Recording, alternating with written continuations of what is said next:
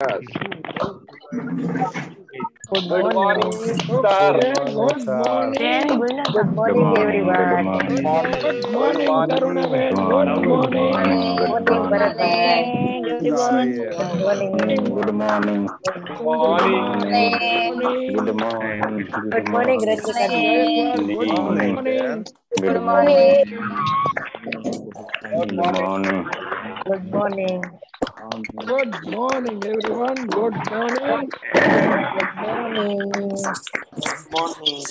Good morning. Good morning. Good morning. Good morning, Bharat Bhai. Good morning and thank you so much for clapping. Welcome all of you and please doing assignment and doing speaking practice more and more because of we have less day. So please take care it. Thank you so much. Okay, so today we move some another for another topic. So I am inviting to our leader, Mr. Jayesh Golakia. Yes, Jayesh, welcome to you. Thank you, Ajay, and once again, And good 30 morning. second left. So after 30 second, you start our class. Okay. It's Okay, no, 6:59 and 30. Yes. Okay. yeah. Over to you. Thank you, Ajay, and once again, good morning, all of you. आप सभी का इस प्यारी सी सुबह में बहुत बहुत स्वागत है।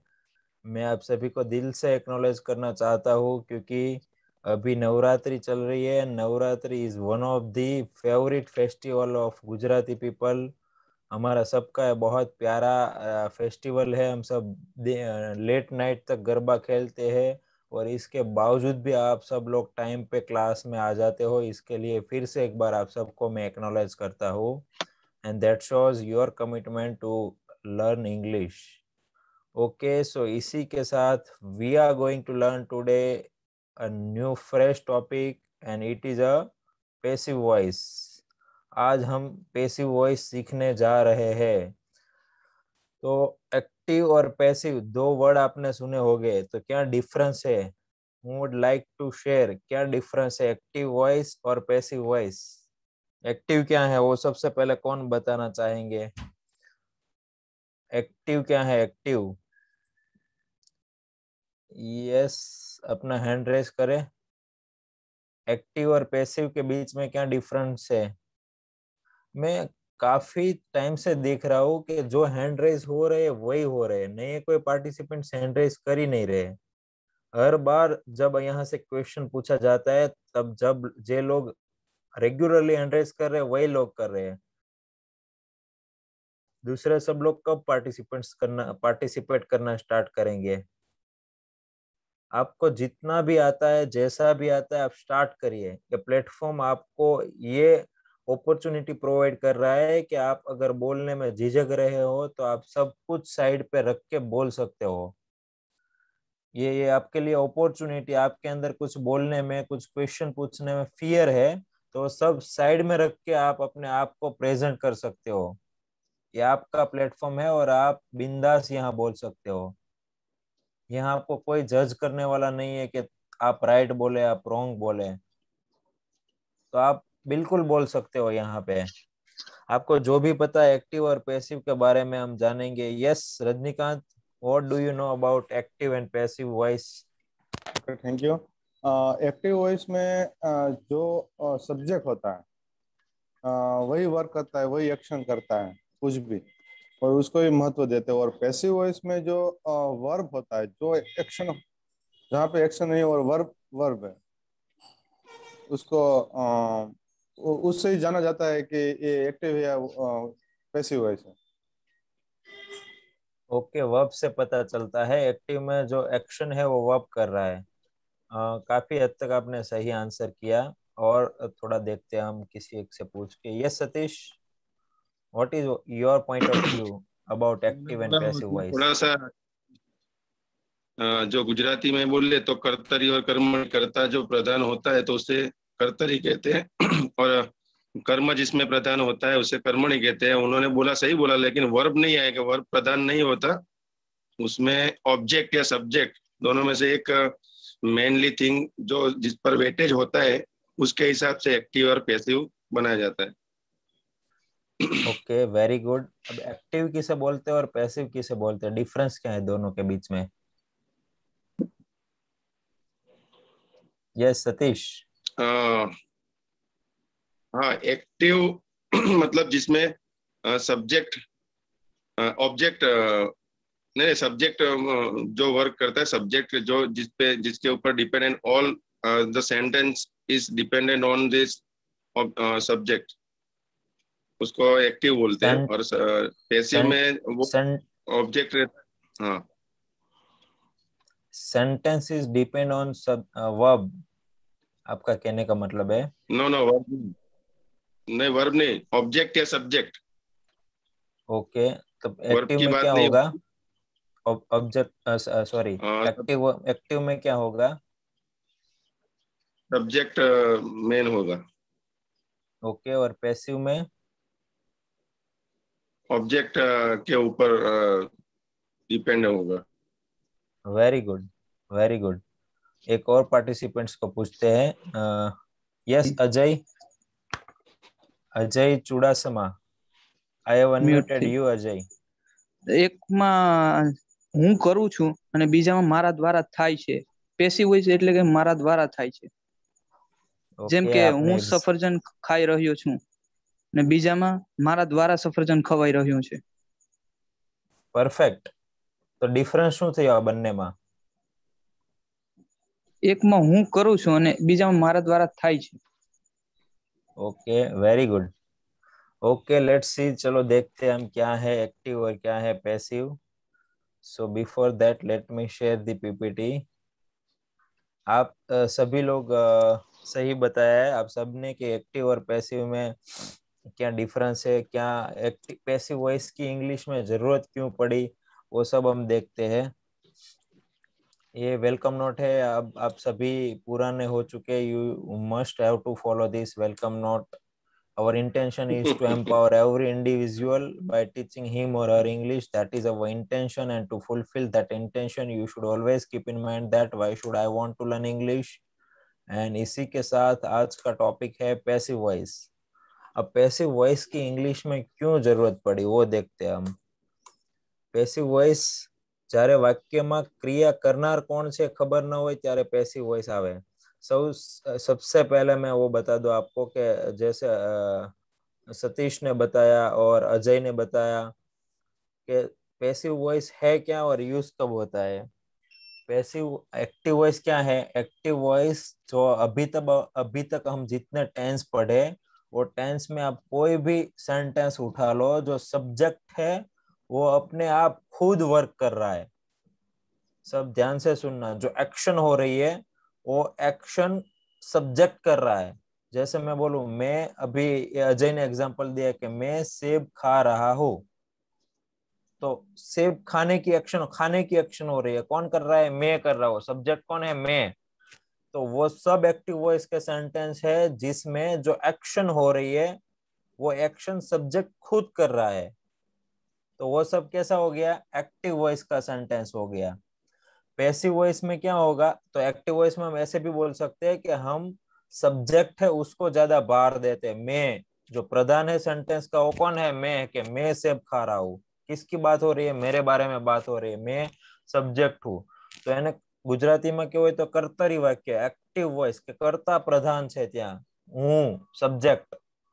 પણ હવે આપણે મને હું જે છે મેન પ્રધાન વાક્યમાં એને સાઈડમાં મૂકી અને ઓબ્જેક્ટ ને ઇમ્પોર્ટન્સ આપવું હોય તો વાક્યમાં ઓબ્જેક્ટ કોણ છે? ઓબ્જેક્ટ બે રીતે મળે, જ્યારે જે વર્બ હોય એક્શન, એને બે પ્રશ્ન પૂછવાથી, એક તો કોને દ્વારા પ્રશ્ન પૂછવાથી ને એક શું દ્વારા પ્રશ્ન પૂછવાથી। તો જે જવાબ મળે એને કહેવાય ઓબ્જેક્ટ, કર્મ। કોને અને શું બે દ્વારા પ્રશ્ન પૂછી શકો। તો હું શું ખાઉં છું? તો હું સફરજન ખાઉં છું। તો સફરજન શું થયું? આપણું ઓબ્જેક્ટ થયું। તો મારે સફરજન ને ઇમ્પોર્ટન્સ આપીને સેન્ટેન્સ બનાવવું છે, તો કઈ રીતના હું બોલીશ? સફરજન ખવાય છે, પણ કોના દ્વારા ખવાય છે? મારા દ્વારા ખવાય છે। તો પેસિવ एक्टिव वॉइस કેવું થયું કે તમે આમ કાન પકડો કે અહીંથી આમ કરીને આમ કાન પકડો, બંનેમાં કઈ ફરક પડે? કોઈ ફરક છે નહીં, માત્ર ને માત્ર બોલવાની રીત બદલાય છે। પહેલા એક્ટિવ વોઇસમાં આપણે કર્તા એટલે કે સબ્જેક્ટને મહત્વ આપીને સેન્ટેન્સ બનાવીએ છીએ, જ્યારે પેસિવ વોઇસમાં આપણે કર્મ એટલે કે ઓબ્જેક્ટને મહત્વ આપીને ઓબ્જેક્ટને આગળ રાખીને આપણે સેન્ટેન્સ બનાવીએ છીએ.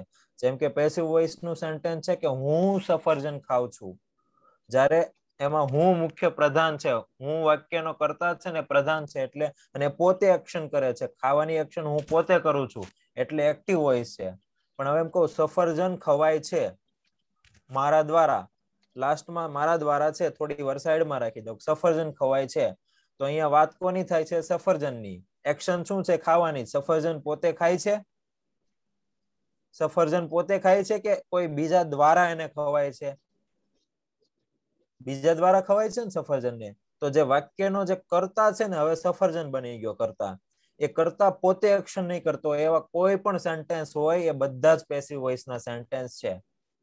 જ્યારે કર્તા છે ને વાક્યનો, એ પોતે કોઈ એક્શન નહીં કરતો હોય. સફરજન ખવાય છે, હવે એમાં સબ્જેક્ટ છે ને એ ખરેખર ઘણીવાર આપણને ખબર હોય, ઘણીવાર ન પણ ખબર હોય. જેમ કે હું ખાલી એટલું જ કહું કે સફરજન ખવાય છે, કોના દ્વારા ખવાય છે હું કહેતો જ નથી, તો સબ્જેક્ટ જ આપણને નહીં ખબર પડે કે ભાઈ આમાં સબ્જેક્ટ કોણ છે. તો ક્યારે વપરાય? જ્યારે વાક્યમાં ક્રિયા કરનાર એટલે કે સબ્જેક્ટ કોણ છે ખબર ન હોય ત્યારે પેસિવ વોઇસ વપરાય. ત્યારે વાપરી શકાય. પાણી ઢોળાય છે, એમ ખાલી કહું પાણી ઢોળાય છે, તો કોણ ઢોળે છે? સબ્જેક્ટ કોણ છે? કોણ ઢોળે છે આપણને ખબર છે? નથી ખબર. તો એ કયું વાક્ય થઈ ગયું? પેસિવ વોઇસ નું. હું એમ કહું હું પાણી ઢોળું છું, તો એક્ટિવ વોઇસ નું. પાણી ઢોળવાનું ક્રિયા થાય છે અને હું પોતે કરું છું, તો એક્ટિવ વોઇસ. પણ ખાલી એવું કહું પાણી ઢોળાય છે, તો કોણે ઢોળ્યું એ હું કહેતો જ નથી. તો જ્યારે જ્યારે વાક્યમાં સબ્જેક્ટ છે કોણ છે ખબર નથી, એવા વાક્યને આપણે કયા વોઇસમાં બોલશું? પેસિવ વોઇસમાં.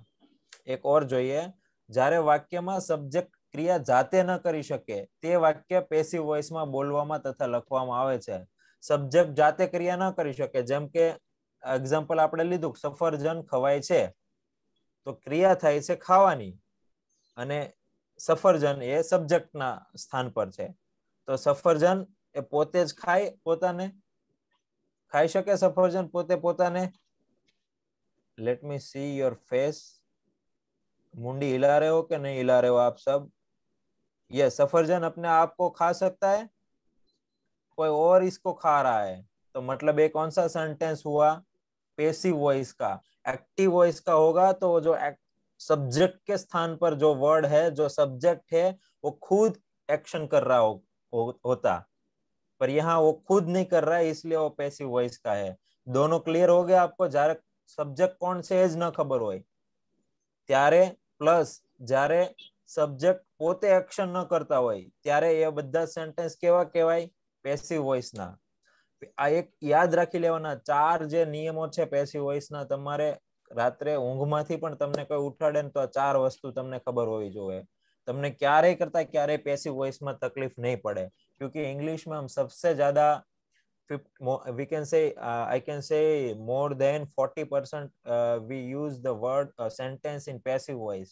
हम बहुत सारे सेंटेंस पैसिव वॉइस में भी बोलते हैं, तो ये पैसिव वॉइस का इतना यूज होता है. तो ये 4 जो पॉइंट है वो आपको याद रख लेना है. पहला 2 ये सेंटेंस में 2 वर्ड का 2 सेंटेंस का क्या मीनिंग है वो मैंने आपको बताया. अब तीसरा, પેસિવ વોઇસના વાક્યમાં કર્તાને બદલે કર્મને મહત્વમાં આપવામાં આવે છે. આ પણ તમને ક્લિયર થઈ ગયું? કર્મને મહત્વમાં આવે છે. હું સફરજન ખાઉં છું, તો હું એ પ્રધાન છે એટલે એક્ટિવ વોઇસ ને હું પોતે ક્રિયા કરું છું. પણ હવે આમાં કર્મ છે, ઓબ્જેક્ટ છે સફરજન. મારે સફરજનને ઇમ્પોર્ટન્સ આપીને સેન્ટેન્સ બનાવવું હોય તો સફરજન મારા દ્વારા ખવાય છે, તો સફરજનને ઇમ્પોર્ટન્સ આપી દીધું આપણે. કોણ ખાય છે ઇમ્પોર્ટન્ટ નથી. જ્યારે કોણ સફરજન ખાય છે? રાજ સફરજન ખાય છે, તો એક્ટિવ વોઇસ કે રાજ પોતે ક્રિયા કરે છે. પણ હવે જે ખાવાની ક્રિયા છે ને કોણ કરે છે ને ઇમ્પોર્ટન્સ નથી. નહીં, મારા માટે સફરજન ઇમ્પોર્ટન્ટ છે. ત્યારે હું શું કહીશ? સફરજન ખવાય છે. કોના દ્વારા? એ કોઈ પણના દ્વારા હોઈ શકે. રાજ દ્વારા હોઈ શકે, રાધિકા દ્વારા હોઈ શકે, કેટરીના દ્વારા હોઈ શકે, સલમાન દ્વારા હોઈ શકે.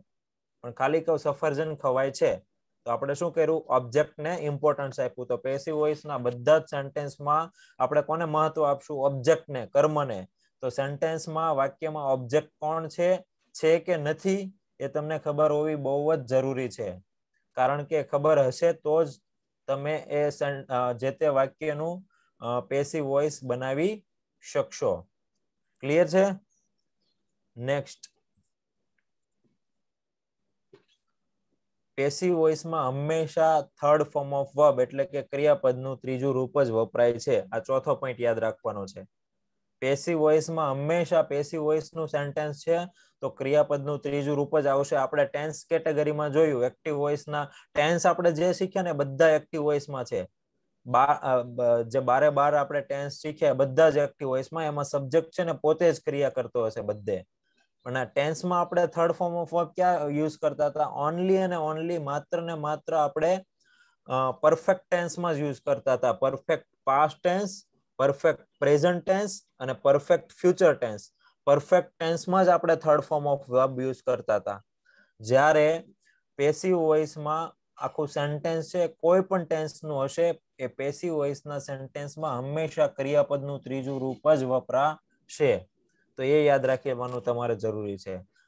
હજી એક પોઈન્ટ છે કે જે ટેન્સ કેટેગરીનું સેન્ટેન્સ છે, માનો કે સાદા વર્તમાન કાળનું છે કે હું સફરજન ખાઉં છું, તો જ્યારે એને તમે પેસિવ વોઇસમાં કન્વર્ટ કરો છો ત્યારે સાદો વર્તમાન કાળનું સેન્ટેન્સ છે તો એનો ટેન્સમાં કઈ ચેન્જ ન થવો જોઈએ. એ હંમેશા સાદા વર્તમાન કાળના પેસિવ વોઇસમાં જ બનવું જોઈએ. ચાલુ વર્તમાન કાળનું સેન્ટેન્સ છે એનું પેસિવ વોઇસ સાદા વર્તમાન કાળનું, જેમ કે હું સફરજન ખાઉં છું, રેગ્યુલર થતી ક્રિયા. ચાલુ વર્તમાન કાળનું, અત્યારે હું સફરજન ખાઉં છું, કોઈનો ફોન આવે શું કરે છો, તો હું શું કહીશ? મેં સેબ ખા રહા હું, ऐसा बोलूंगा मैं, चालू क्रिया. तो सेब मेरे द्वारा खाया जा रहा है, तो वो चालू टेंस है, मतलब कंटिन्यूअस टेंस है, उसका पैसिव वॉइस कंटिन्यूअस टेंस में ही होगा. सिंपल टेंस है, उसका पैसिव वॉइस सिंपल टेंस में ही होगा. और परफेक्ट टेंस है, उसका पैसिव वॉइस परफेक्ट टेंस में ही होगा. हम एक एक करके सब टेंस के पैसिव वॉइस देखेंगे, आपको पूरा पैसिव वॉइस सिखाएंगे. तो आपको सिर्फ इसकी सेंटेंस पैटर्न याद रखनी है, पर ये जो बेसिक पॉइंट है वो सब आपको याद रख लेना है कि इसमें कोई भी टेंस, मतलब सिंपल प्रेजेंट टेंस का सेंटेंस है उसको हमें पैसिव में कन्वर्ट करना है, तो भी वर्ब का कौन सा फॉर्म होगा? ऑलवेज. मीनाक्षी, कौन सा फॉर्म होगा वर्ब का पैसिव वॉइस में? V3. V3 मतलब? V3 मतलब पास्ट पार्टिसिपल. पास्ट पार्टिसिपल मतलब वर्ब का कौन सा फॉर्म हुआ? भूतकृदंत. भूतकृदंत फॉर्म को फॉर्म कौन सा हुआ वर्ब का? फर्स्ट, सेकंड या third form? Third. Very good. तो अभी जब से भी आपको ये पैसिव वॉइस का सेंटेंस होगा, वर्ब का कौन सा थर्ड फॉर्म ही होगा? यस. सुमिया, कौन सा फॉर्म होगा वर्ब का पैसिव वॉइस में? सौम्या, सभाया, पैसिव वॉइस में वर्ब का कौन सा फॉर्म होगा? V3. Okay, very good. Devangi, वाला, पैसिव वॉइस में हम किसको इंपॉर्टेंट देंगे? कर्म को सर. ऑब्जेक्ट को. Very good. Yes. Janvi, passive voice में और एक्टिव वॉइस में जो एक्शन हो रही है इसका क्या डिफरेंस होगा? सब्जेक्ट और सब्जेक्ट खुद एक्शन कर रहा होगा या नहीं कर रहा होगा पैसिव वॉइस में? नहीं कर रहा होगा. Okay, very good. तो आप सबको यहाँ तक क्लियर हो गया कि पैसिव वॉइस में जो एक्शन हो रही है वो सब्जेक्ट कभी भी नहीं कर रहा होगा, कोई और कर रहा होगा. पैसिव वॉइस में हम ऑलवेज ऑब्जेक्ट. यस. अब सब अपना माइक म्यूट कर दीजिए. जिसका भी माइक अनम्यूट है वो अपना माइक म्यूट कर दीजिए. यस. पैसिव वॉइस में हम ऑलवेज ऑब्जेक्ट को इम्पोर्टेंस देंगे. सब्जेक्ट कौन है वो हमारे लिए पैसिव वॉइस में इम्पोर्टेंट नहीं है. काफी बार सेंटेंस में सब्जेक्ट होगा, काफी बार नहीं होगा, और वर्ब का ऑलवेज थर्ड फॉर्म ही यूज होगा. ओके, चलो नेक्स्ट देखते कुछ एग्जांपल के चा आसाम में उगे छे. यस. तो ये सेंटेंस कैसे बनेगा? चा आसाम में उगे छे. अगर ऐसा मुझे बोलना है कि जो चाय पत्ती है, चाय है, वो आसाम में ग्रो होती है, तो अगर ये बोलना है हम कैसे बोलेंगे? चाय है, चाय पत्ती, वो आसाम में ग्रो होती है, मतलब चा आसाम में उगे छे. अगर हमें ऐसा बोलना है तो हम कैसे बोलेंगे? विनुसी Chauhan. Yes.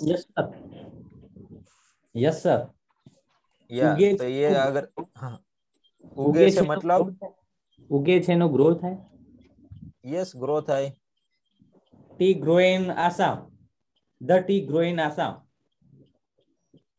Okay just a second, कहाँ से निकलेगा tick mark, let me check it out. I don't know, चलो कोई बात नहीं. चा आसाम में उगे छे. ओके बोलिए. The T grow in Assam. Growing the T, एक मिनट मैं लिखता हूँ.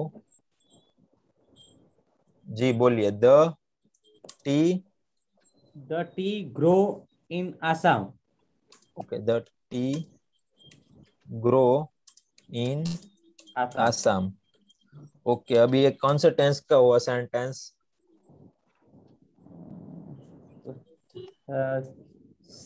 तो साधु सब सिंपल. ध्यान से देखना हो, बहुत एक चीज में क्रिएट करने वाला हूँ. यस, कौन सा टेंस का हुआ? Simple present tense. Very good. Simple present tense का एक रूल मैं आपको याद दिला दूं. Simple present tense third person singular. Simple present tense third person singular. Always verb के पीछे क्या होगा? एस या ईएस होगा. एस के ईएस होगा ना. तो ये देखो, ये टी आपको प्लूरल दिख रहा है, सिंगुलर दिख रहा है? ग्रोस होगा टी के पीछे. एस या ईएस लगेगा. The tea grows in Assam. Okay, अब इसका मीनिंग क्या होगा? विनुसी, आप अनम्यूट है तो बता दीजिए मुझे. जी सर. जी, इसका मीनिंग क्या होगा? चा आसाम में उगे छे. Very good. अब इसमें मुझे वो बताइए आप, इसमें सब्जेक्ट क्या है, वर्ब क्या है, ऑब्जेक्ट क्या है? सब्जेक्ट तो नहीं सर, ऑब्जेक्ट छे चा. नहीं, सब्जेक्ट है ही नहीं इसमें. क्या है सब्जेक्ट? चा चा हसे सर. हसे के छे? चा चा हसे. ओके, चा मतलब टी ले लेते हैं. चलो ओके, अब सब्जेक्ट हो गया. अब इसमें मुझे बताइए वर्ब क्या है? उगवानो. उगू मतलब ग्रो हो गया वर्ब हमारा. और ऑब्जेक्ट क्या है? ऑब्जेक्ट उगे छे सर. ऑब्जेक्ट, सॉरी, ऑब्जेक्ट उगे छे. ऑब्जेक्ट उगे छे. ओके ओके, तो वर्ब क्या है इसमें?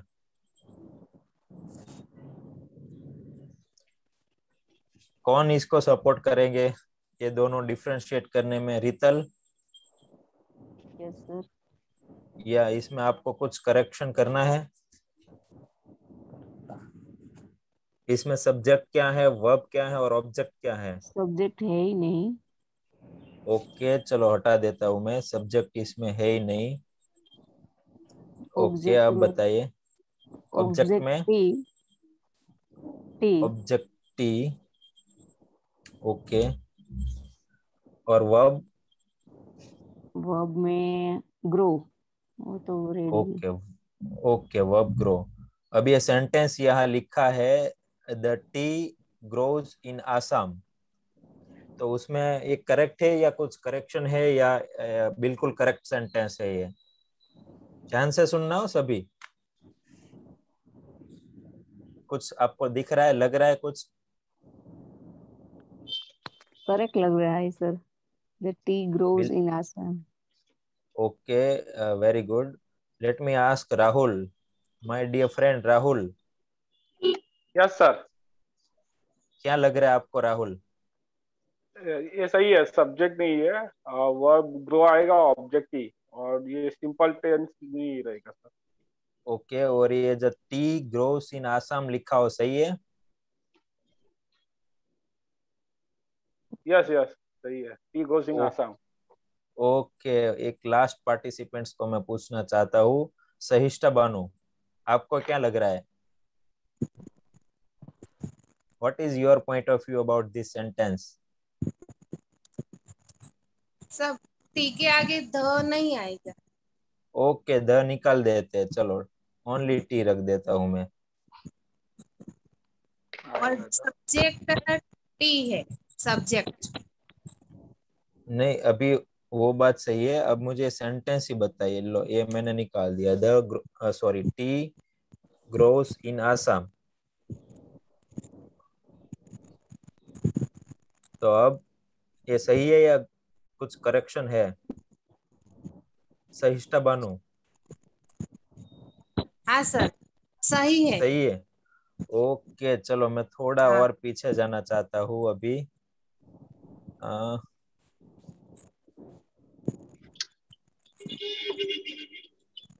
Previous slide. Okay yes. अब यहाँ क्या क्या लिखा है? फर्स्ट सेंटेंस पढ़िए सहिष्ठा, सेकंड पढ़िए सहिष्ठा बानु। જે વાક્યમાં સબ્જેક્ટ ક્રિયા જાતે ન કરી શકે તે વાક્ય પેસિવ વોઇસમાં બોલવામાં તથા લખવામાં આવે છે। ओके अब हम नेक्स्ट जाते हैं। अब यहाँ देखो क्या लिखा है, यहाँ क्या लिखा है? ચા આસામમાં ઉગે છે। तो अब आप मुझे बताइए सब लोग, જે વાક્યમાં સબ્જેક્ટ જાતે ક્રિયા ન કરી શકે એ બધા જ વાક્ય કેવા વાક્ય કહેવાય? પેસિવ વોઇસ ના। અત્યારે સબ્જેક્ટ ના સ્થાન પર કોણ છે? ચા છે। વાક્યમાં જેના વિશે વાત કરવામાં આવતી હોય એને વાક્યનો શું કહેવાય? સબ્જેક્ટ। અથવા જેના વિશે વાત ન, કોઈ ક્રિયા થતી હોય તો ક્રિયાનો કરનાર, ક્રિયા ન થતી હોય તો જેના વિશે વાત કરવામાં આવતી હોય। અહીં કોના વિશે વાત કરવામાં આવે છે અત્યારે? ચા વિશે। તો ચા સબ્જેક્ટ થયું। તો ચા પોતે ઉગવાની ક્રિયા કરે છે? ચા પોતે ઉગી જશે? એવરીવન, એવરીવન, આઈ એમ આસ્કિંગ એવરીવન, ચા જાતે ઉગી જશે? ઉગશે જાતે ચા? તો આ વાક્ય કયું વાક્ય થયું?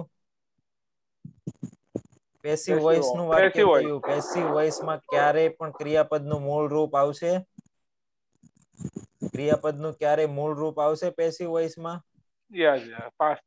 थर्ड फॉर्म आएगा। यहाँ देखो कौन सा फॉर्म लिखा हमने?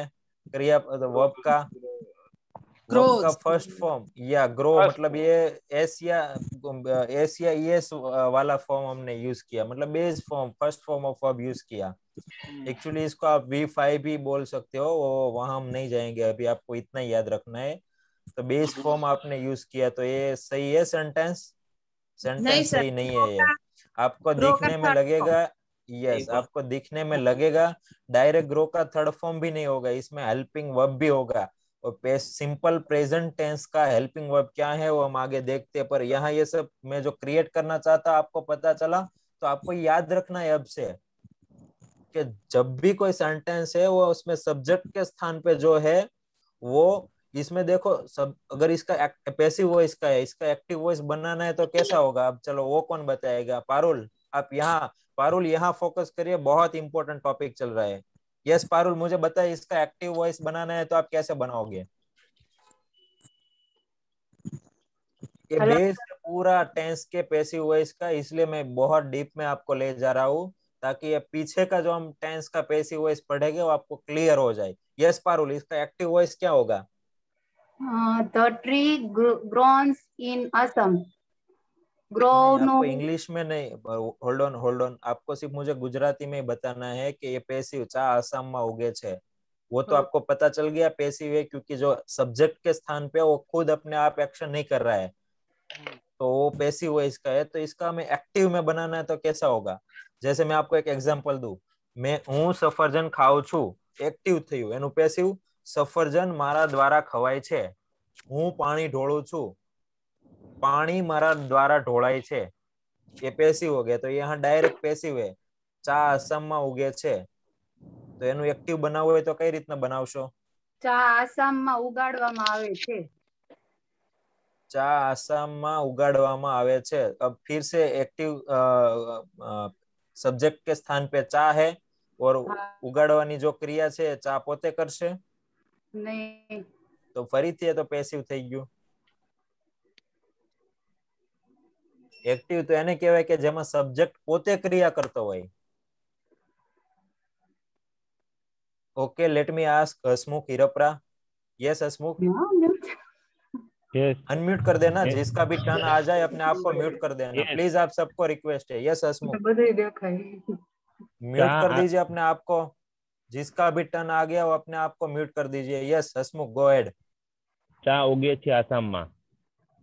चा उगे छे आसाम में, अगेन चा उगे छे, चा जाते उगशे? નહીં. તો એક્ટિવ કઈ રીતના થયું?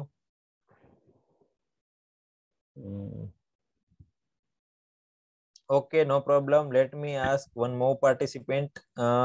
किसको पूछूं मैं? जिस वीडियो ऑफ करके बैठे उनको पूछते हैं हम. Farida Ben G50 roll number G50 Farida Ben. હા ચા Yes, इसका આસામના લોકો દ્વારા ચા ઉગાડવામાં આવે છે. आसामना लोको द्वारा चा उगाड़वामा आवे छे. अब इसमें सब्जेक्ट क्या है? आसामना लोको द्वारा चा उगाड़वामा आवे छे. क्लियर? ऐसा ही बोला ना आप? આસામના લોકો દ્વારા આસામમાં ચા ઉગાડવામાં આવે છે. आसामना लोको द्वारा फिर આસામમાં ચા ઉગાડવામાં આવે છે. आसामना लोको द्वारा आसामમાં चा उगाड़वामा आवे छे. हाँ करेक्ट? ऐसे भी बोल सकते हैं. हाँ ऐसे भी बोल सकते ओके. आसामना लोको द्वारा, थोड़ी देर तक मैं साइड में रखता हूँ. आसामना लोको द्वारा आसामમાં चा उगाड़वामा आवे छे. हैं. हाँ ऐसे तो सब्जेक्ट क्या है? चा हो गई. और वर्ब क्या है? मतलब उगाड़ू, ग्रो कराऊ, ग्रो करવું. तो फिर से चा अपने आप तो ग्रो होगी नहीं, पैसिव वॉइस का हो गया है. तो આસામના લોકો ये यस ऐसे नहीं होगा. कैसे होगा मैं बताता हूँ. तो हम जब डे टू डे लाइफ में बोलते हैं तब हम ऐसे बोलते हैं. अब हमने एक और पॉइंट देखा था, आपको फर्स्ट पॉइंट याद रहा होगा. तो 4 पॉइंट देखा. इसमें काफी बार सेंटेंस में सब्जेक्ट कौन है वही हमें नहीं पता. तो ऐसा सेंटेंस पैसिव वॉइस में होता है. अब ये एक्टिव वॉइस का सेंटेंस है ना, तो इसमें देखो, इसको कन्वर्ट करना एक्टिव वॉइस में, तो इसमें सब्जेक्ट है ही नहीं. चा उगाड़वामां आवे छे, पण कोना द्वारा? લોકો દ્વારા કોના દ્વારા ચા ઉગાડવામાં આવે છે? તો કોઈ વ્યક્તિ દ્વારા. હું એમ કહું રાજુ ચા ઉગાડે છે. તો ચા ઉગાડવાની ક્રિયા છે, ઉગાડવાની ક્રિયા. પણ કોણ કરે છે? રાજુ કરે છે. તો એક્ટિવ વોઇસ નહીં થયું. આમાં આપણે આને એક્ટિવ વોઇસ માં કન્વર્ટ કરવું હોય તો સબ્જેક્ટ કોણ છે એ જ નથી ખબર આમાં. તો એવા બધા જ સેન્ટેન્સ કયા વોઇસ માં હોય? પેસિવ વોઇસ માં. एक्टिव वॉइस में हशे तो तमने खबर हशे सब्जेक्ट कौन छे અને એમાં સબ્જેક્ટ હશે જ एक्टिव वॉइस ના. पर आ પેસિવ वॉइस નું સેન્ટેન્સ ને જો આપણે एक्टिव वॉइस માં કન્વર્ટ કરવું, આમાં સબ્જેક્ટ છે જ નહીં. જેમ કે હું એમ કહું કે ખેડૂતો, આસામના ખેડૂતો ચા ઉગાડે છે. તો વર્બ કયું થયું? ચા ઉગાડવાનું. એ વર્બ થયું. કોણ કરે છે? સબ્જેક્ટ. તો આસામના ખેડૂતો એ પોતે ક્રિયા કરે છે. હા, તો કયું થયું? Active voice. પણ મારા માટે આસામના ખેડૂતો ઇમ્પોર્ટન્સ નથી. મારા માટે ચા ઉગાડવી ને એ ઇમ્પોર્ટન્ટ છે. તો આસામમાં ચા ઉગે છે. ચા ઉગે છે આસામમાં.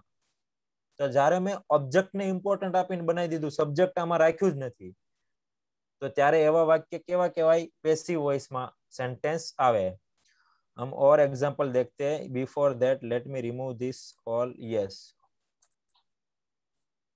और हम देखते हैं. तो आप ये डिफरेंस है ना वो क्लियर करते जाना. हूँ क्रिकेट रमू छू. देखो यहाँ एक्शन कौन सी हो रही है? खेलने की. मैं क्रिकेट खेलता हूँ. खेलने की एक्शन हो रही है. सिंपल प्रेजेंट टेंस का सेंटेंस है. हर रोज होने वाली क्रिया है. तो भाई मैं क्रिकेट खेलता हूँ. ओके. तो ये जो हूँ पोते क्रिया करूँ छू, तो एक्टिव वॉइस नु. इसे मैं पैसिव वॉइस में बनाना है तो कैसा होगा? Nisarg Sangani. Yes Nisarg. Nisarg, I am asking you. Nisarg, respective coach, please take care of him. Nisarg Sanghani is not able to speak. Okay, देखते हैं हम इसका पैसिव वॉइस कैसे बनता है. क्रिकेट माराथी रमाय छे. तो अहिया क्रिकेट छे, ऑब्जेक्ट छे, એને આપણે ઇમ્પોર્ટન્ટ આપીને બનાવ્યું. ક્રિકેટ મારાથી રમાય છે, તો અમારા દ્વારા રમાય છે. તો એ થઈ ગયું પેસિવ વોઇસ. નેક્સ્ટ, રાજ પત્ર લખે છે. Active voice. તો પત્ર લખવાની ક્રિયા છે, કોણ કરે છે? લખવાની ક્રિયા છે એ રાજ પોતે કરે છે. અહીં લખવાનું છે ને વર્બ છે, ને આ જે સબ્જેક્ટ છે ને પોતે ક્રિયા કરે છે. રાજ દ્વારા જ પત્ર લખાય છે. સબ્જેક્ટ પોતે ક્રિયા કરે એટલે એક્ટિવ વોઇસ. અને કયો ટેન્સ છે? Simple present tense. તો એનું થશે પત્ર. હવે ઓબ્જેક્ટ છે પત્ર, એને ઇમ્પોર્ટન્સ આપીને આપણે બનાવવું હોય તો પત્ર રાજ દ્વારા લખાય છે. ખાલી હું કહું પત્ર લખાય છે એમ પણ ચાલે. હવે મતલબ ઘણા એવા બધા સેન્ટેન્સ હશે કે એમાં સબ્જેક્ટ હશે જ નહીં. જેવું કીધું ને હમણાં કે ચા આસામમાં ઉગે છે, તો એવા પણ હોઈ શકે કે કોના દ્વારા ઉગાડવામાં આવે છે જણાવ્યું જ ન હોય પણ એ પેસિવ વોઇસ નું સેન્ટેન્સ છે. नेक्स्ट, હું रोजे सवारे 6 वागे उठू છું. यस, इसका पैसिव वॉइस कैसे बनेगा? कौन मुझे बताएगा? एक लेट मी आस्क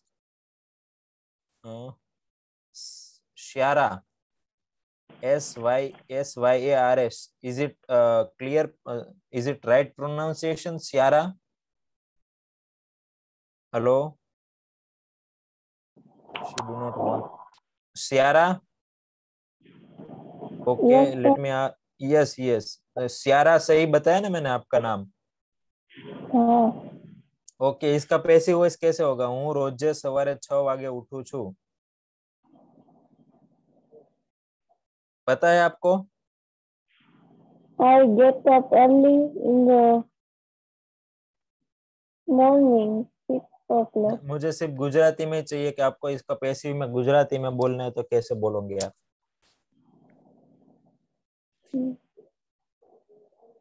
ओके श्यारा, आप चैट में लिख देना. मित्तल गोहिल. Mittal, okay yes Mittal. રોજે સવારે મારા દ્વારા 6 વાગે ઉઠાય છે. ઓકે, રોજે સવારે મારા દ્વારા 6 વાગે ઉઠાય છે. ભવ્યતા. યસ ભવ્યતા, how can you make this sentence in passive voice? હું રોજ સવારે મારા દ્વારા 6 વાગે ઉઠું છું. रोज सवारे मारा द्वारा 6 वागे उठू छू. अब इसमें सब्जेक्ट क्या हुआ? आपने जो सेंटेंस है सभी ने जो अभी एक और पार्टिसिपेंट्स को ले लेते हैं, फिर मैं आपको बताता हूँ. यस गोपी. सर यस गोपी. સવારે 6 વાગે મારા દ્વારા ઉઠાય છે. ओके, सवारे 6 वागे ए अधर वर्ड छे એને હું થોડી વાર સાઈડ માં મૂકી દઉં. सवारे 6 वागे ने मारा द्वारा उठाई छे. क्लियर? अब यहाँ सब्जेक्ट क्या हुआ गोपी सेंटेंस में? किसी का माइक अगर अनम्यूट है तो प्लीज म्यूट कर दीजिए. ओके यस गोपी, मारा द्वारा 6 वागे उठाई छे तो सब्जेक्ट तो मारा द्वारा, हूँ पोते ज थयो सब्जेक्ट અને ઉઠવાની ક્રિયા હું કરું છું એ તો એક્ટિવ વોઇસ થઈ ગયું. પેસિવ વોઇસ માં તો તમે સબ્જેક્ટ છે પોતે એક્શન ન કરતો હોય. મારા દ્વારા ઉઠાય છે મતલબ મારા દ્વારા ઉઠાય છે, ઉઠવાની ક્રિયા હું જ કરું છું એ તો એક્ટિવ વોઇસ થઈ ગયું. પેસિવ વોઇસ માં ક્યારેય સબ્જેક્ટ પોતે એક્શન નહીં કરતો હોય, એક્શન રિસીવર હશે, એના ઉપર એક્શન થતી હશે, એ પોતે એક્શન નહીં કરતું હોય. જેમ કે અહીંયા કહું ક્રિકેટ મારાથી રમાય છે તો એક્શન કોના ઉપર થાય છે? ક્રિકેટ ઉપર. રમવાની કોઈ એક્શન કરે છે ક્રિકેટ પર, પણ એ પોતે રમવાની ક્રિયા નહીં કરતું હોય. ક્રિકેટ તો થોડું પોતે રમી શકે, કોઈ બીજા દ્વારા એને રમવામાં આવે છે એટલે એના ઉપર એક્શન થાય છે. તો એમ કહું મારા દ્વારા ઉઠાય છે તો એ તો હું જ ઉઠું છું, એક્ટિવ વોઇસ થઈ ગયું. तो ऐसी सेंटेंस का पैसिव वॉइस होगा ही नहीं, क्योंकि पैसिव वॉइस में हम ऑब्जेक्ट को इंपॉर्टेंस देते हैं और ऑब्जेक्ट को प्रधान बना के हम सेंटेंस बनाते हैं. अब इसी सेंटेंस में आप मुझे बताओ ऑब्जेक्ट है ही नहीं और तो भी सब लोग बना रहे हैं ऑब्जेक्ट इसका पैसिव वॉइस. हमने जब वर्ब देखा तब देखा था 2 टाइप के वर्ब होते हैं, ट्रांजिटिव वर्ब और इंट्रांजिटिव वर्ब. इंट्रांजिटिव वर्ब मतलब अकर्मक वर्ब, ऐसे वर्ब जिसके साथ कर्म मतलब ऑब्जेक्ट की जरूरत ही नहीं है. तो इंट्रांजिटिव वर्ब है जिसमें ऑब्जेक्ट की जरूरत ही नहीं है, ऐसे वर्ब्स का पैसिव वॉइस नहीं बनेगा. અહીંયા ઉઠવાની मतलब वॉकअप क्रिया થાય છે. आई वॉकअप एट 6 o'clock डेली, तो वॉकअप के साथ ऑब्जेक्ट है ही नहीं. ऑब्जेक्ट ढूंढने के लिए आपको 2 क्वेश्चन पूछने हैं. एक तो તમે શું થી પ્રશ્ન પૂછો અથવા કોને થી પ્રશ્ન પૂછો. હું શું ઉઠું છું, જવાબ મળે નહીં. હું કોને ઉઠું છું, બંધ બેસતું સેન્ટેન્સ થાય છે નહીં. ऑब्जेक्ट જ નથી. ऑब्जेक्ट નથી એ વાક્યનું ક્યારેય પેસિવ વોઇસ બને નહીં, કારણ કે પેસિવ વોઇસમાં આપણે ઓબ્જેક્ટને ઇમ્પોર્ટન્સ આપીએ છીએ, એને ઓબ્જેક્ટને આગળ લઈ એના પર ભાર મૂકીને આપણે સેન્ટેન્સ બનાવીએ છીએ, એટલે આ વાક્યનું પેસિવ વોઇસ બનશે નહીં. ओके, इससे पहले आपको ये प्रोनाउन वाले क्लास में हमने देखा था, फिर से बता दूं कि जो सब प्रोनाउन है सब्जेक्टिव प्रोनाउन फर्स्ट पर्सन के लिए क्या है आप सब जानते हो. I, we, you, she, she, it, they. इसका ऑब्जेक्टिव प्रोनाउन है आई का मी. तो आई जब सब्जेक्टिव पोर्शन पे है ना तो ये आई होगा, पर जब भी हमें इस पैसिव वॉइस में क्या करेंगे, हम सब्जेक्ट को पीछे ले जाएंगे। तो आई जब ऑब्जेक्ट के पार्ट में जाएगा तो आई का क्या हो जाएगा, मी अगर ऑब्जेक्ट के पार्ट में है, वहां से आपको उठा के सब्जेक्ट के पार्ट में लाना है, आगे लाना है, तो मी का क्या हो जाएगा, आई। वी सब्जेक्ट के फॉर्म में है तो वी होगा, पर इसको आपको उठा के पीछे ले जाना है, ऑब्जेक्ट के स्थान पे ले जाना है, तो वी का क्या हो जाएगा, अस। तो ये प्रोनाउन आपको याद रखना है। आप सबको प्रोनाउन के लेक्चर में हमने देखा था, ये ऑब्जेक्टिव प्रोनाउन है सबका, आई का मी, वी का अस, यू का यू, शी का हर, ही का हिम, इट का इट और दे का देम। आगे सेंटेंस में हम देखते हैं सेंटेंस पैटर्न क्या है। सेंटेंस पैटर्न है, अगर एक्टिव वॉइस का है, सिंपल प्रेजेंट टेंस की दिखा रहा हूँ, सिर्फ एक्टिव वॉइस के सिंपल प्रेजेंट टेंस की सेंटेंस पैटर्न है सब्जेक्ट वर्ब, इसके पीछे S I S plus object. तो पैसिव वॉइस में हम ऑब्जेक्ट को इंपॉर्टेंस दे रहे हैं, तो उसको पकड़ के हमें क्या कहाँ पे लाना है, उसको पकड़ के हमें आगे लाना है, क्योंकि हम इंपॉर्टेंस दे रहे हैं ऑब्जेक्ट को। तो ऑब्जेक्ट है, उसको पकड़ के हम कहाँ लाएंगे, आगे लाएंगे इसको, तो ऑब्जेक्ट आ जाएगा आगे। तो ये पैसिव वॉइस आपको बनाना है, तो ऑब्जेक्ट कहाँ आ गया, देखो यहाँ आ गया, ये ऑब्जेक्ट है ना, ये पीछे से पकड़ के हम यहाँ ले लेंगे ऑब्जेक्ट। फिर आपको याद रखना, अगर सिंपल प्रेजेंट टेंस का सेंटेंस है तो सिंपल प्रेजेंट टेंस में ऑलवेज ऑब्जेक्ट के बाद एम इज आर होगा, फिर थर्ड फॉर्म ऑफ वर्ब। हमने पहले बोला था पैसिव वॉइस में always third form of verb होगा, फिर बाय लगा के सब्जेक्ट द्वारा, एम कही ने मारा द्वारा थाय छे, तेणीना द्वारा पत्र लखाय छे, तो तेणीना द्वारा એટલે बाय કરીને सब्जेक्ट હશે ऑलवेज। तो ये सेंटेंस पैटर्न क्लियर है आपको। सबसे पहले ऑब्जेक्ट आ जाएगा आगे, सब्जेक्ट के स्थान पे ऑब्जेक्ट आ जाएगा और ऑब्जेक्ट के स्थान पे सब्जेक्ट चला जाएगा। तो सब्जेक्ट, इसके बाद am is are plus third form of verb. देखो एम इज आर के साथ कंफ्यूज नहीं होना आप। एक एम इज आर हम कहाँ यूज किए थे, हमने कंटिन्यूअस प्रेजेंट टेंस में, कि मैं अभी आपको पढ़ा रहा हूँ तो आई एम टीचिंग यू, आप पढ़ रहे हो तो यू आर लर्निंग, आप मुझे सुन रहे हो तो यू आर लिसनिंग मी। तो you are am is are के साथ क्या था, कंटिन्यूअस फॉर्म ऑफ वर्ब था, और उसमें सब्जेक्ट खुद एक्शन कर रहा था, एक्टिव वॉइस का था, और वर्ब का कौन सा फॉर्म था, कंटिन्यूअस फॉर्म होगा।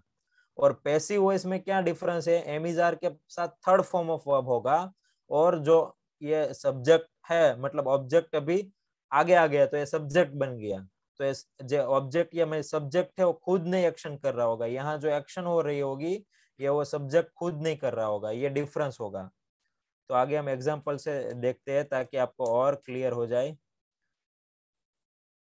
नेक्स्ट देखते हैं एग्जांपल। यस, चा आसामમાં ઉગે છે, તો હવે ટી द टी આખા સમૂહની વાત થાય છે એટલે द टी, द ટી સાથે એમિઝાર માંથી શું આવશે, ઇઝ, ઉગુ એટલે ગ્રો, એનું third form grown. The T gross in Assam, આ રીતનું બધાય બનાવેલું હતું, પણ આ કેવું છે, ઇનકરેક્ટ છે। આનામાં કરેક્ટ કઈ રીતના થશે, the T is grown in Assam, passive voice નું આ કરેક્ટ થશે, કારણ કે એની સેન્ટેન્સ પેટર્ન જોઈ, જે ઓબ્જેક્ટ છે આગળ આવી જશે। હું એમ કહું હું ચા ઉગાડું છું, ચા હું આસામમાં ચા ઉગાડું છું, અને હું એમ કહું કે ચા ઉગાડું છું આસામમાં, અથવા તો આસામમાં ચા ઉગાડું છું, પેસિવ વોઇસ થઈ ગયું। તો પેસિવ વોઇસ ની સેન્ટેન્સ પેટર્ન ઓબ્જેક્ટ છે આગળ સબ્જેક્ટ ના સ્થાન પર આવી ગયું, પ્લસ એમિઝાર માંથી કંઈ પણ એક, અને ક્રિયાપદનું ત્રીજું રૂપ। તો the tea is grown in Assam, that is correct. હું ક્રિકેટ રમું છું, તો I play cricket, simple present tense, હું ક્રિકેટ રમું છું, एक्टिव वॉइस। इसका पैसिव वॉइस, क्रिकेट माराथी रमाय छे, तो અહીંયા ऑब्जेक्ट શું છે, ક્રિકેટ। ક્રિકેટ ને આપણે આગળ લઈ લેશું, ક્રિકેટ ને આગળ લઈ લઈએ અહીંથી, અને એને ઓબ્જેક્ટ ના સ્થાન ઉપર રાખી દઈએ ક્રિકેટ ને, તો બની જશે ક્રિકેટ, પછી ઇઝ, પછી ક્રિયાપદનું રમવું એટલે પ્લે, એનું ત્રીજું રૂપ played, cricket is played by me થઈ જશે। જો cricket is played by me, તો અહીંયા આપણે પહેલા જ કીધું કે આઈ છે ને એ ક્યાં છે, સબ્જેક્ટના સ્થાન ઉપર, પણ હવે એને મારે ઓબ્જેક્ટના સ્થાન પર રાખવું હોય ને તો આઈ નું સબ્જેક્ટિવ પ્રોનાઉન કહેવાય, અને એનું ઓબ્જેક્ટિવ પ્રોનાઉન રાખવું। તો આઈ નું ઓબ્જેક્ટિવ પ્રોનાઉન શું છે, मी। આ પ્રોનાઉન આખું કોષ્ટક તમારે યાદ રાખવું પડશે કે હવે આ જ સેન્ટેન્સ નું ક્રિકેટ મારાથી રમાય છે, એને જ્યારે તમારે एक्टिव वॉइस में कन्वर्ट करवू है तो मी એટલે કે આને આગળ લાવવું પડશે. તો મી નું પાછું ઓબ્જેક્ટિવ પ્રોનાઉન ને સબ્જેક્ટ માં લાવો તો એનું સબ્જેક્ટિવ પ્રોનાઉન આવશે. મી નું સબ્જેક્ટિવ પ્રોનાઉન શું થશે? આઈ. તો આઈ બની જશે આઈ પ્લે ક્રિકેટ. એટલે બધાના સબ્જેક્ટિવ ઓબ્જેક્ટિવ પ્રોનાઉન યાદ રાખવા પડશે. ઘણા આપણે કહીએ કે હું અને મારા પપ્પા જઈએ છીએ તો મી એન્ડ માય ફાધર નહીં આવે, કારણ કે જ્યારે સબ્જેક્ટના સ્થાન પર હોય ને ત્યારે સબ્જેક્ટિવ પ્રોનાઉન આવે. એટલે હું માટે સબ્જેક્ટિવ પ્રોનાઉન શું આવશે? આઈ જ આવશે. I and my father. Me and my father નહીં આવે. મી હંમેશા ક્યારે વપરાય? ઓબ્જેક્ટના સ્થાન પર હશે ને ત્યારે, હું મારી જાતને જ્યારે ઓબ્જેક્ટના સ્થાન પર રાખીશ ને ત્યારે જ આઈ નું મી આવશે. જેમ કે અહીંયા જો ઓબ્જેક્ટના સ્થાન પર રાખ્યું છે એટલે મી એવું કે ક્રિકેટ મારાથી રમાય છે, તો cricket is played by me. Clear? Next देखते हैं. राज पत्र लखे छे, सिंपल प्रेजेंट टेंस, तो राज राइट्स अ लेटर.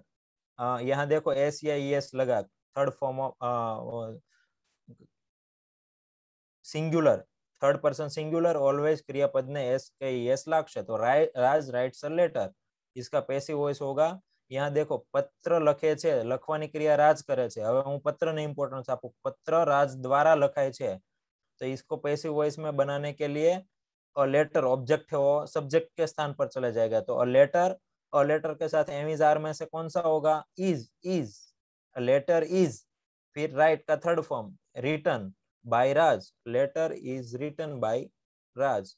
पत्र राज द्वारा लखाई छे. A letter is written by Raj. हो गया. और हम थोड़ा डिफरेंट एग्जाम्पल देख लेते हैं. टाइम हो गया है 44. ओके, 2 मिनिट और हो गए. मारी मम्मी मने सवारमा दूध आपे छे, तो my mother third person singular gives me milk in the morning. अब यहाँ 2 ऑब्जेक्ट है. देखो, मने दूध आपे छे, आपवानी क्रिया थाय छे. शुं आपे छे? तो दूध आपे छे. एक तो दूध आपने ऑब्जेक्ट मळ्યું, बीजू के शुं आपे छे एनाथी एक तो प्रश्न, अने कोने आपे छे एनाथी प्रश्न. तो मने आपे छे, तो मने બે અહીંયા મળ્યા આપણને ઓબ્જેક્ટ. જોજો અહીંયા વાક્યમાં 2 ઓબ્જેક્ટ છે. ઘણા સેન્ટેન્સ એવા હશે જેમાં 2 ઓબ્જેક્ટ હશે. ઓબ્જેક્ટ શોધવા માટે હંમેશા શુંથી પ્રશ્ન અને કોનેથી પ્રશ્ન. કોને આ પ્રશ્ન પૂછવાના, પણ પ્રશ્ન કોને પૂછવાના? જે એક્શન થતી હોય ને એને. તો અહીંયા એક્શન શું થાય છે? આપવાની. તો મમ્મી આપે છે, કોને? મમ્મી શું આપે છે? તો દૂધ આપે છે. તો એ પહેલું આપણને ઓબ્જેક્ટ મળ્યું કે મમ્મી દૂધ આપે છે. આ દૂધ આપણું પહેલું ઓબ્જેક્ટ મળ્યું. શુંથી પ્રશ્ન પૂછો. હવે કોનેથી પ્રશ્ન પૂછીએ? મમ્મી કોને દૂધ આપે છે? તો મને દૂધ આપે છે. તો આ આપણને મને શું મળ્યું? બીજું ઓબ્જેક્ટ આપણને મળ્યું. 2 ઓબ્જેક્ટ મળ્યા. તો જ્યારે 2 ઓબ્જેક્ટ મળે આપણને, હવે આનું પેસિવ વોઇસ બનાવવું હોય તો 2 માંથી કોઈ પણ ઓબ્જેક્ટને તમે આગળ લઈ અને આનું પેસિવ વોઇસ તમે બનાવી શકો. મનેથી આગળ મને છે એ અત્યારે ઓબ્જેક્ટિવ ફોર્મમાં છે એટલે મી આવશે અહીંયા. ઓબ્જેક્ટિવ ફોર્મમાં જો મી આવ્યું, કારણ કે ઓબ્જેક્ટના સ્થાન પર છે મી. એટલે હવે એને જ તમે જ્યારે આગળ લઈ અને બનાવવું છે તો મી જ્યારે સબ્જેક્ટના સ્થાન પર જશે ત્યારે મીનું શું થઈ જશે? આઈ થઈ જશે. જોઈએ આપણે કઈ રીતના બને. કે મને મારી મમ્મી દ્વારા સ્વરમાં નહીં સવારમાં દૂધ આપવામાં આવે છે. આ એક્ટિવ વોઇસ નું પેસિવ વોઇસ કઈ રીતના બન્યું? આપણે ઓબ્જેક્ટ ને ઇમ્પોર્ટન્સ આપ્યું. કોણ આપે છે નહીં, મમ્મી દ્વારા એને ઇમ્પોર્ટન્સ. આ પહેલા સેન્ટેન્સમાં મમ્મીને ઇમ્પોર્ટન્સ આપ્યું હતું, મમ્મી દ્વારા દૂધ આપવામાં આવે છે. આમાં જેને ઉપર એક્શન થાય છે, મારી ઉપર એક્શન થાય છે. મને દૂધ આપવામાં આવે છે, હું ઓબ્જેક્ટ છું. મેં મને ઇમ્પોર્ટન્સ આપ્યું, મને દૂધ આપવામાં આવે છે. મને સવારમાં દૂધ આપવામાં આવે છે મમ્મી દ્વારા. તો આ પેસિવ વોઇસ થઈ ગયું. એક ઓર રીતે આનું પેસિવ વોઇસ બને. આમાં પહેલા મેં ઓબ્જેક્ટ મને છે એને આગળ લીધું. હવે બીજો ઓબ્જેક્ટ છે દૂધ, એને આગળ લઈને બનાવીએ કે દૂધ મને સવારમાં આપવામાં આવે છે મારી મમ્મી દ્વારા, અથવા દૂધ મારી મમ્મી દ્વારા મને સવારમાં આપવામાં આવે છે. તો બંને રીતે તમે બનાવી શકો. હવે મને મારી મમ્મી દ્વારા સવારમાં દૂધ આપવામાં આવે છે એ બનાવવા માટે આ જ્યારે મને આગળ લઈએ તો મી નું સબ્જેક્ટિવ પ્રોનાઉન શું થઈ જશે? આઈ. પછી એમિજાર માંથી કોઈ પણ એક, તો આઈ સાથે am. Third form of verb આપવું એટલે ગીવ, એનું third form given. I am given milk, મને મિલ્ક આપવામાં આવે છે by my mother in the morning. થઈ ગયું સેન્ટેન્સ. હવે દૂધ ને આપણે આગળ લઈને બનાવીએ તો ધ મિલ્ક, મતલબ મિલ્ક. પછી મિલ્ક સાથે એમિજાર માંથી શું આવશે? ઇઝ. તો milk is given to me. દૂધ મને આપવામાં આવે છે. અહીંયા 2 જે ઓબ્જેક્ટ છે ને એમાં એક છે સજીવ ઓબ્જેક્ટ. મને એ કોણ છે? સજીવ છે. તો એ જ્યારે તમે ઓબ્જેક્ટ પર હશે ને ત્યારે એની આગળ ઓલવેઝ ટુ આવશે પેસિવ વોઇસમાં. અહીંયા જો ટુ નો આવ્યું, આઈ એમ ગિવન ટુ મિલ્ક નહીં આવે, પણ મિલ્ક ઇઝ ગિવન ટુ મી. અહીંયા મને જગ્યાએ રાજને સપોઝ લઈ લે કે મારી મમ્મી રાજને સવારમાં દૂધ આપે છે, તો રાજ શું થઈ ગયું? સજીવ. તો અહીંયા શું આવશે? Milk is given two Raj always. અહીંયા રાજની જગ્યાએ અમને તેની મમ્મી રોજે સવારે દૂધ આપે છે, તો milk is given to us. Milk is given to us, we નું ઓબ્જેક્ટિવ પ્રોનાઉન અસ થશે, તો milk is given to us. મતલબ જે બી આઈ, વી, યુ, હી, શી, ઇટ છે ને, એ બધાને ઓબ્જેક્ટિવ પાર્ટમાં પેસિવ વોઇસમાં હશે તો એની પહેલા ટુ આવશે. તો milk is given to me by my mother in the morning. આ થઈ ગયા જ્યારે બે વાક્યમાં પેસિવ વોઇસ, બે ઓબ્જેક્ટ હોય ત્યારે. આગળ આપણે જોઈએ કે બે ઓબ્જેક્ટ ન હોય અને ત્યારે કઈ રીતના બનશે કે તમને ગિફ્ટ આપવામાં આવે છે. અહીંયા જો કોણ ગિફ્ટ આપે છે ઇમ્પોર્ટન્ટ નથી, ખબર છે અહીંયા કોણ ગિફ્ટ આપે છે, પણ ખાલી એટલું કીધું કે તમને ગિફ્ટ આપવામાં આવે છે, તો પેસિવ વોઇસ નું સેન્ટેન્સ થઈ ગયું એ. You are given a gift, મતલબ તમને એટલે યુ એટલે એની સાથે એમિઝાર માંથી શું આવશે? Are, third form of verb, give નું third form given, a gift, તમને ગિફ્ટ આપવામાં આવે છે. હવે આનું એક્ટિવ વોઇસ કરવું હોય તો એક્ટિવ વોઇસ કે કોઈક તમને ગિફ્ટ આપે છે, રાજ તમને ગિફ્ટ આપે છે, કેટરીના તમને ગિફ્ટ આપે છે, તો કેટરીના ગિફ્ટ આપવાની ક્રિયા પોતે કરે છે, એટલે એ થઈ ગયું એક્ટિવ વોઇસ નું. તો આ એક્ટિવ વોઇસ નું છે, કોઈક તમને ગિફ્ટ આપે છે, કોઈ કોણ છે ખબર નથી. તો જ્યારે વાક્યમાં સબ્જેક્ટ ન હોય એક્ટિવ વોઇસ મતલબ પેસિવ વોઇસમાં, અને એનું તમને એક્ટિવ વોઇસમાં ફેરવવાનું હોય ત્યારે ખબર જ નથી કોણ વાક્યનો ક્રિયાનો કરનાર છે, ગિફ્ટ આપનાર કોણ છે, ત્યારે તમે કંઈ પણ લખી શકો. કોઈક લખી દો, રાજ લખી દો, પણ કોઈ નામ લખવાના બદલે કોઈક લખી દેશું, કારણ કે આપણને ખબર જ નથી એ વ્યક્તિ કોણ છે. તો કોઈક તમને ગિફ્ટ આપે છે, તો આનું એક્ટિવ વોઇસ કઈ રીતે થશે? સમવન, એટલે આ સિંગ્યુલર એકવચન નામ છે, એટલે ગિવ નું ગિવ્સ થશે, someone gives you a gift. અને એનું passive voice you are given a gift, તમને ગિફ્ટ આપવામાં આવે છે. ક્લિયર? પાણી ઢોળાઈ જાય છે, સ્પિલ એટલે ઢોળાવું, સ્પિલ આઉટ, તો વોટર ઇઝ સ્પિલ આઉટ, પાણી ઢોળાઈ જાય છે. કોણ ઢોળે છે ખબર નથી, તો કોઈક પાણી ઢોળે છે, એક્ટિવ વોઇસ થઈ ગયું, કોઈક પાણી ઢોળે છે, તો સમવન સ્પિલ્સ વોટર, કોઈક પાણી ઢોળે છે, આ એક્ટિવ વોઇસ થઈ ગયું. આ डिफरेंस है बनने में. ओके, ये होमवर्क है वो आपको करना है. आज 2 होमवर्क है, ये होमवर्क में आपको 2 लिखना है. जैन लोगों मतलब जैन बटेटा खाता नहीं, ये हुआ एक सेंटेंस. तो इसका आपको इंग्लिश लिखना है और साइड में लिखना है एक्टिव वॉइस है या पैसिव वॉइस. अगर एक्टिव वॉइस है तो इसका पैसिव वॉइस का भी सेंटेंस बना के इंग्लिश में आपको लिखना है और इसके पीछे लिखना है पैसिव वॉइस. अगर पैसिव वॉइस का सेंटेंस है तो इसका इंग्लिश लिख के आपको नीचे लिखना है, इसका इंग्लिश लिखना है, फिर लास्ट में लिखना है पैसिव वॉइस, और इसके नीचे आपको एक्टिव वॉइस का भी लिखना है. तो ये पूरे जो 5 सेंटेंस है उसका आपको एक्टिव और पैसिव दोनों वॉइस लिखने हैं. वो आज का होमवर्क है. दूसरा होमवर्क है watch today's video lecture on YouTube channel the English club Surat. आज का वीडियो लेक्चर आपको देखना है क्योंकि ये बेस से पूरे हम आगे बहुत सारे पैसिव वॉइस सभी टेंस के पढ़ने वाले हैं. तो आज ये क्लियर होना बहुत जरूरी है. तो आपको ये सब देखना है यूट्यूब हमारी चैनल पर जाके, और आपके फ्रेंड को कॉल करके 2 मिनट आप आज आपको इंग्लिश में बात करनी है. That is today's homework. और आई थिंक अब टाइम हो चुका है. Yes, so now it's time to say bye bye. अगर किसी को कुछ क्वेरी है, कुछ डाउट है, तो आप लोग डायरेक्ट मुझे कॉल कर सकते हो, या तो अपने कोच को भी आप कॉल करके अपना क्वेरी सॉल्व कर सकते हो. So let's unmute all and it's time to say bye bye. Bye bye everyone. બેનો હા લખવાનો જ છે ને, પણ બહુ ઈઝી છે, એમાં કઈ છે જ નહીં, બધા નાના નાના સવાલ છે. Bye bye.